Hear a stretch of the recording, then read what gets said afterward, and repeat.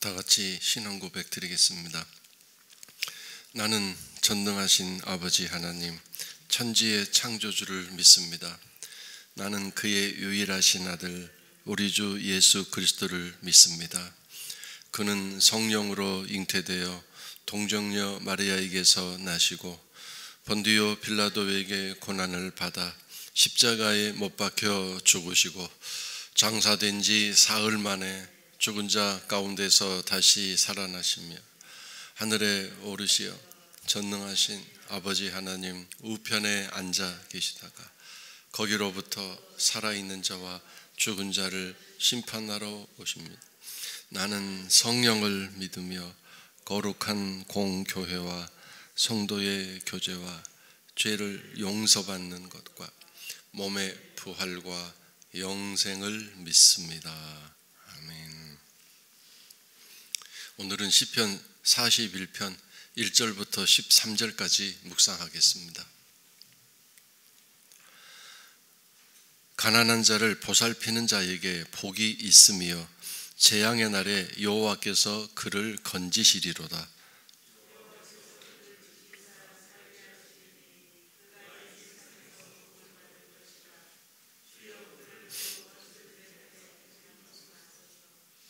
여호와께서 그를 병상에서 붙드시고 그가 누워 있을 때마다 그의 병을 고쳐 주시나이다.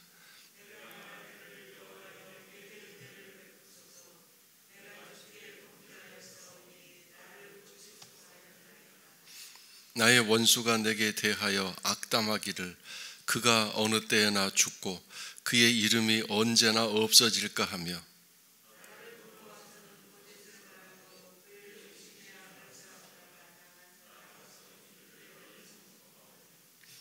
나를 미워하는 자가 다 하나같이 내게 대하여 수군거리고 나를 해하려고 꾀하며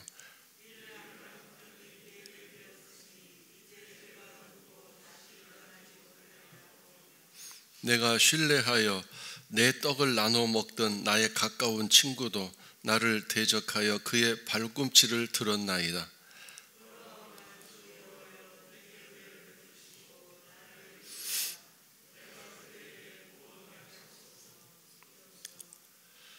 내 원수가 나를 이기지 못하오니 주께서 나를 기뻐하시는 줄을 내가 알았나이다.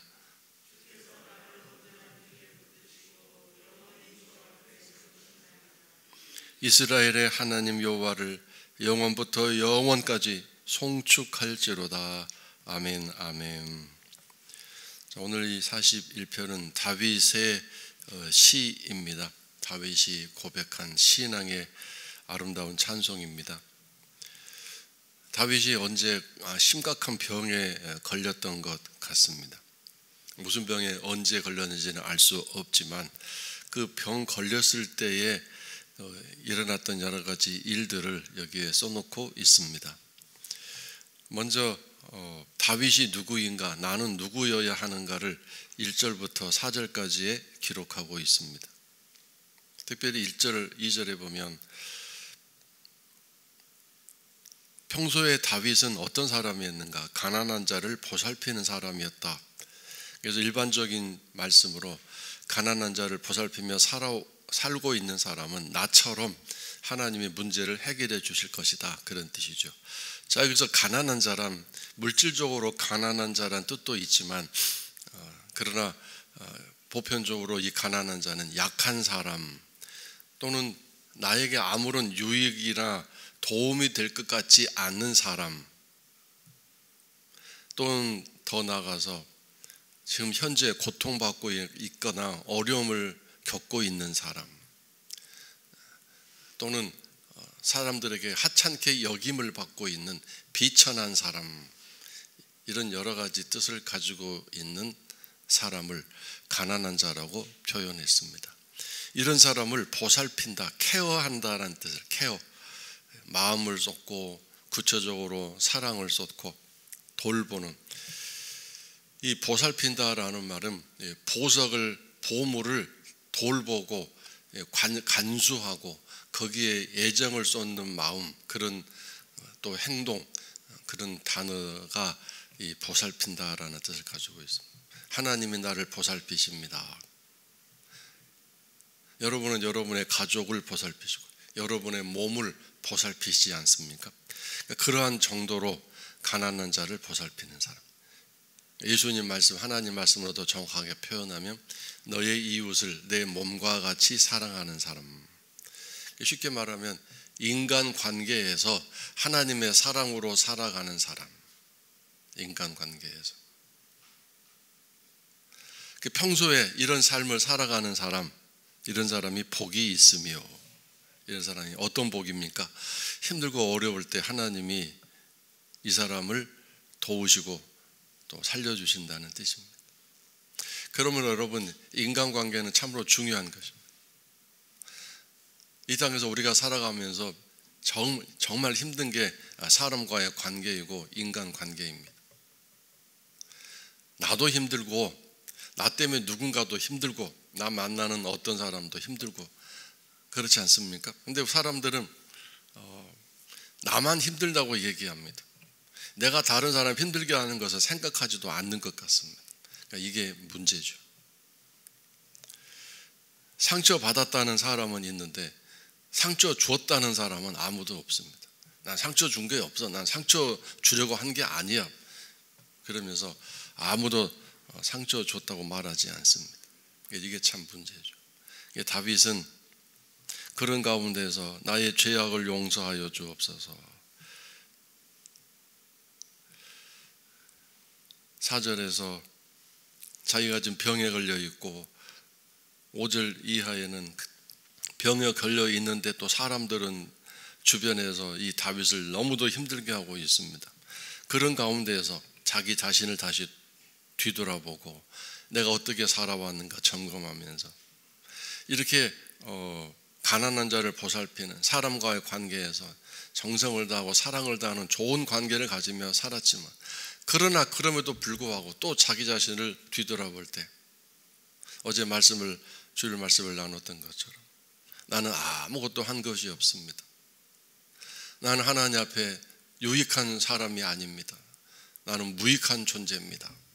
그런 철저한 자기 부정과 겸손함을 가지는 이 고백이 다윗이 어떠한 사람이었는가를 나타내주는 아주 귀한 두 가지 요소입니다. 1절에 가난한 자를 보살피며 살아왔던 사람, 그리고 그게 어렵고 힘든 상황에서 내가 주께 범죄한 사람입니다. 나는 하나님 앞에 부족한 사람입니다 라고 고백하는 이 겸손함, 이 두 가지가 오늘 우리들이 또 배워야 할 신앙의 교훈입니다. 그래서 사람과 관계가 좋은 사람은 재앙의 날에 하나님께서 그를 건져 보호해 주실 것입니다. 보호해 주시고 건져 주실 만한 가치가 있기 때문이죠. 그렇게 해놓으면 역시 그 사람은 계속 살면서 세상의 빛과 소금으로 살아갈 것이기 때문입니다. 우리가 참 힘들고 나 혼자 살아가는 것도 힘들고 어렵지만 그리고 또 나아가 사람과의 관계에서 내가 참고 견디고 인내하고 참아주는 것 참 쉽고 간단한 일은 아니지만 그런 모든 일들을 주의 사랑과 능력 안에서 능히 해나갈 수 있는 축복의 통로로 살아갈 수 있는 우리 성도 여러분들 되시기를 주의 이름으로 축원합니다. 그래서 이제 이런 재앙날에 건지시고 다음에 2절에 그를 지켜주시고, 이 지키시다라는 말은 보호해 주시다, 둘러 진쳐 주시고 방어해 주신다, 살게 해 주신다. 그래서 이 세상에서 복을 받을 것이다.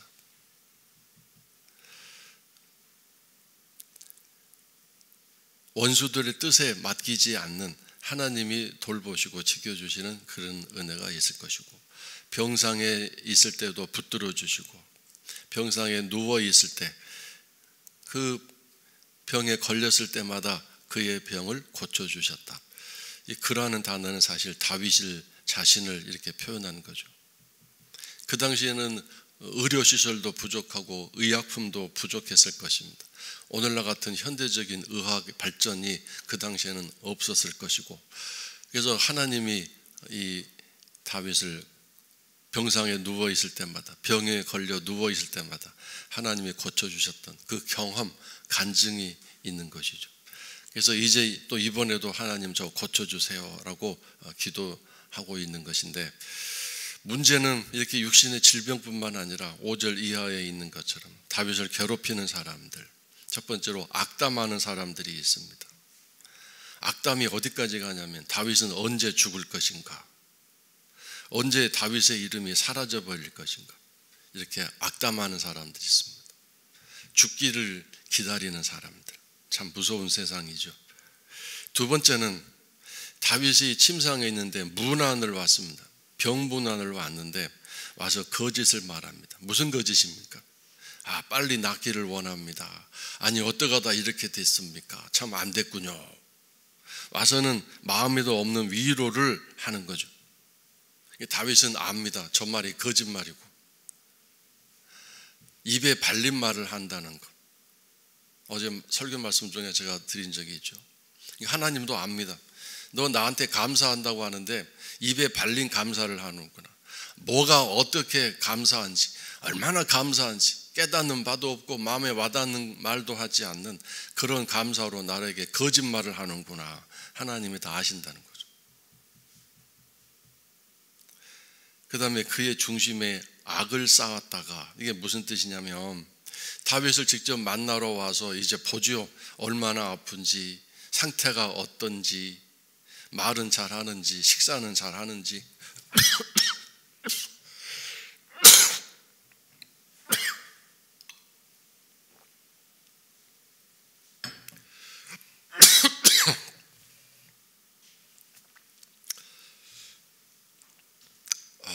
이 악을 쌓았다라는 말은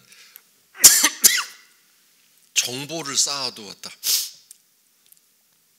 정보를 쌓아서 가서 이제 퍼뜨릴 그런 악적인 요소를 좋은 의미로 정보를 쌓는 게 아니라 나쁜 의미로 가서 이제 다윗이 이렇게 이 정도더라, 이렇게 아프더라, 밥을 식사를 하더라 못 하더라, 이런 여러 가지 사람들에게 이제 알려주고 그 악을 계속해서 쌓을 만한 일들을 마음속에 좀 하고 있는 거죠. 그러니까 얼마나 다윗이 이런 사람 병문안 왔을 때 긴장됐겠습니까? 긴장.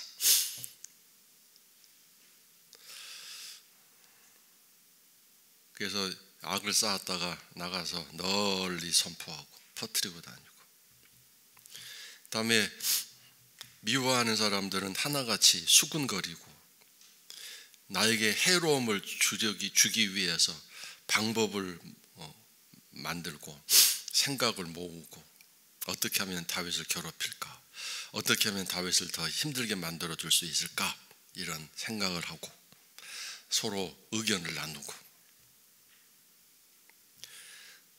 그 다음에 이 다윗이 악한 병이 들었으니 이제 그가 눕고 다시 일어나지 못할 것이다, 이렇게 말하고 다니고, 특별히 이제 다윗이 이야기가 들려옵니다. 들려오는데 그 중에 홍길동이라는 사람이 이름이 들려오는데, 그 사람이 누구냐면 내가 신뢰하여 내 떡을 주어 먹고 나누었던 사람, 가까운 친구였다 이거죠.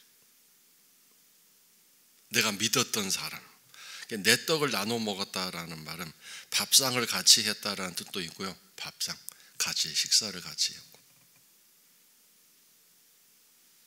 또 한 가지는 내가 가진 것을 나누어 주었다 이거죠.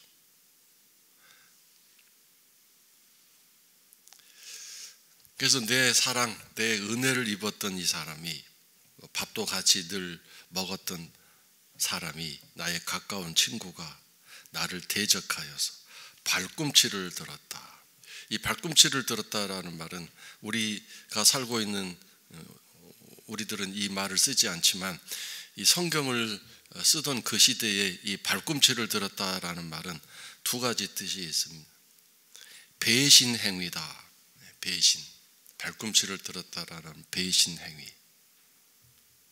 다음에 두 번째로는 거만한 행동, 발꿈치를 드는 것. 목을 치켜 세웠다, 목에다 힘주었다, 우리는 뭐 그렇게 얘기하는데 그 당시에는 발꿈치를 들었다. 거만한 행동. 그러니까 배신과 거만. 그러니까 요한복음 13장 8절을 보면 예수님 이렇게 말씀해요. 가룟 유다가 내게 발꿈치를 들었도다, 그렇게 표현하시는 말씀도 있습니다.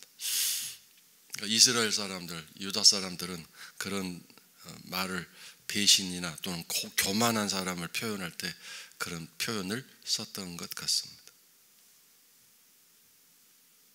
다른 사람도 아니고 믿었던 친구가, 가까운 친구가 늘 밥도 같이 먹고 내가 가진 것을 베풀어 줄 때마다 고마워, 감사해, 이렇게 했던 사람이 이렇게 배신했을 때, 그러니 이 사람이 다윗에 대한 정보가 얼마나 많겠습니까? 평소에 했던 얘기들, 그것들을 다 오히려 꼬투리를 잡고 공격 무기로 삼은 거죠.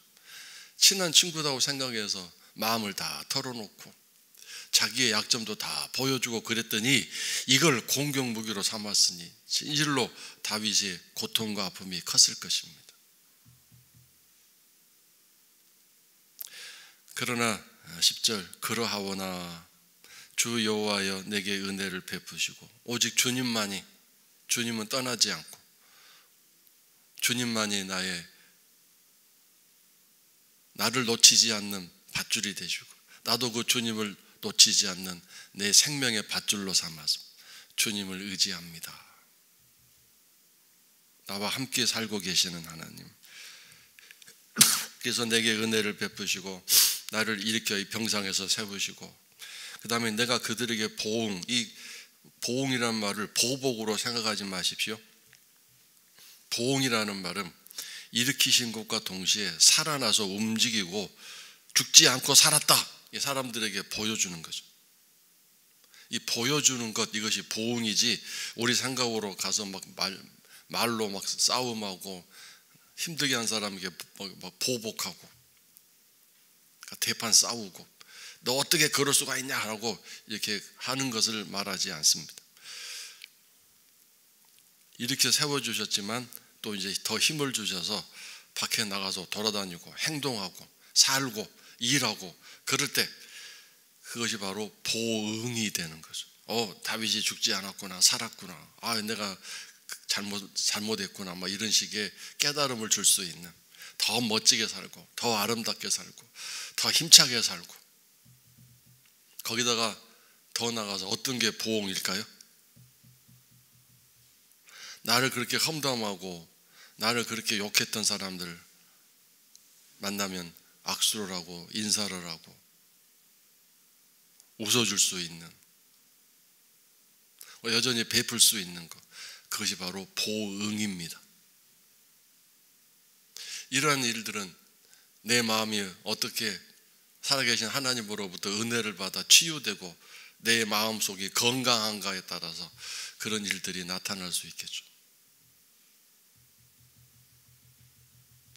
그래서 그들에게 보응하게 하소서라는 말을 보복이라든가 복수라고 생각하지 마시고 그들에게 선하게 갚아줄 수 있도록, 하나님이 나를 살려주셔서 내가 이렇게 살았다라고 자신 있게 나 자신을 드러내 보일 수 있도록, 하나님 저 살려주세요, 그런 뜻입니다.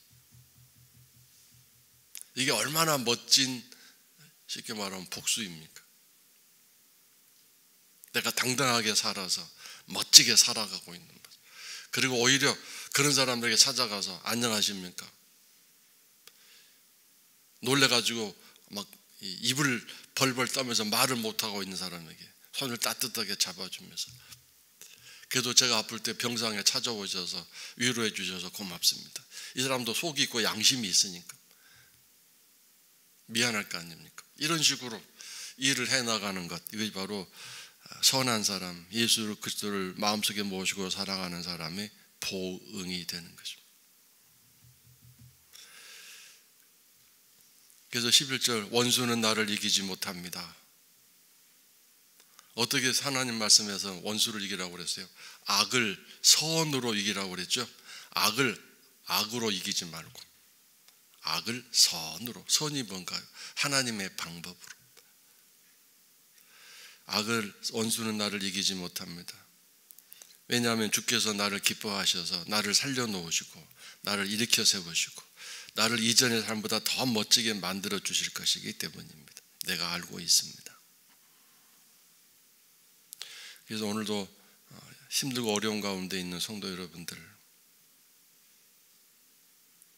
또 거기다가 나를 도와주기는커녕 나를 더 힘들게 하는 그런 사람들이 있을지라도 하나님의 도우심을 바라보면서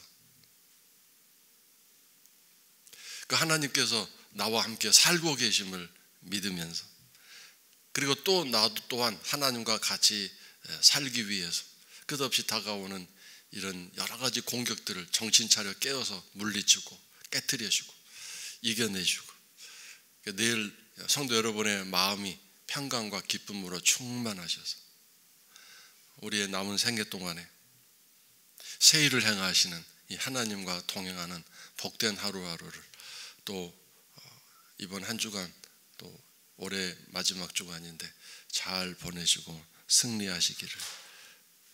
그래서 마지막에 12절, 주님은 나를 온전한 중에 붙드신다. 이거 꼭 기억하십시오. 내가 온전한 중에 있을 때 하나님이 나를 붙드신다. 온전하다, 이게 뭔가 앞에서 나온 말씀 다 포함하는 단어입니다. 내가 온전한 중에, 내 마음이 온전하고 내 행동도 온전하고. 병상에서 다윗이 막 이런 소문 들어왔을 때 막 성질나고 속상하고 막 이를 박박 깔고, 내가 일어나서 나가기만 해라, 막 가만 안 두겠다, 이 못된 놈들, 사기치는 놈들. 그래 거짓으로 나한테 병상에 와서 내 모든 거 알아가지고 난 또 속 없이 속 다 얘기했더니 가서 퍼뜨리고 다니고 막 내가 일어나기만 해봐, 이런 게 아니라 내 마음이 평안한 가운데 온전한 중에 있었더니 하나님이 나를 붙들어 주셨다. 그리고 영원히 당신 앞에 나를 세우셔서 나를 살려놓으셨다. 그래서 나는 이 하나님을 영원히 찬송할 것이다. 나는 찬송할 뿐입니다. 감사할 뿐입니다. 이런 고백을 하는 것처럼 우리 성도 여러분들도 그런 삶을 또 시간들을 보내시기를 주의 이름으로 축원합니다. 주기도문 드리겠습니다. 하늘에 계신 우리 아버지, 아버지의 이름을 거룩하게 하시며 아버지의 나라가 오게 하시며 아버지의 뜻이 하늘에서와 같이 땅에서도 이루어지게 하소서. 오늘 우리에게 일용할 양식을 주시고 우리가 우리에게 잘못한 사람을 용서하여 준 것 같이 우리 죄를 용서하여 주시고 우리를 시험에 빠지지 않게 하시고 악에서 구하소서. 나라와 권능과 영광이 영원히 아버지의 것입니다. 아멘.